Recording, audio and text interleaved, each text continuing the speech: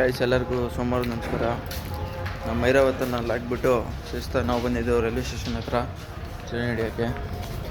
Train ಇನ್ನೂ ಬಂದಿಲ್ಲ, ಇನ್ನೂ ಒಂದು 10 ನಿಮಿಷ ಆಗುತ್ತಂತೆ ನೋಡಬೇಕು. ನಮ್ಮ ದೋಸ್ತ್ ಬಂದ ನೋಡಿ ಅಂತ MD ಬಂದವನೊಂದು ಫೋನ್ ಹಾಕಿ ಇಲ್ಲೇ ಬಂದಿತ್ತು ನೋಡಿ. ఏం మాట్లాడుతున్నావురా నరాలు కట్ అయిపోయింది. ಇವನೇ ನೋಡ್ಕೊಳ್ರಿ. వీడేంటి తెగ ఫీల్ అయిపోయాడు. ಗೈಸ್ ಬಸ್ಸಿಗೆ ಬಂದ್ರಿ.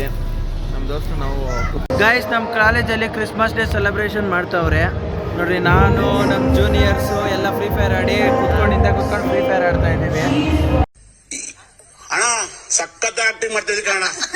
ಗೈಸ್ ಕ್ರಿಸ್ಮಸ್ ಸೆಲೆಬ್ರೇಷನ್ ಎಲ್ಲ ಮುಗಿಸ್ಕೊಂಡು ಮನೆಗೆ ಹೋಗ್ತಾ ಇದ್ವಿ. ಗೈಸ್ ಸೀದಾ ಕಾಲೇಜ್ ಹತ್ರದಿಂದ ಇಳ್ಕೊಂಡು ಓಲ್ಡ್ ಟೌನ್ ಬಸ್ ಹಿಡಿದು ಬಂದೆ. ಇವಾಗ ಓಲ್ಡ್ ಟೌನ್ಗೆ ಜನ ಸಿಗ್ತಾರೋ ಇಲ್ಲೋ, ಜನ ಅಲ್ಲ ಸೀಟು ಬಂತು, ಸೀಟ್ ಸಿಕ್ತು, ಕುತ್ಕೊಂಡಿದ್ದೀನಿ ಆರಾಮಾಗಿ.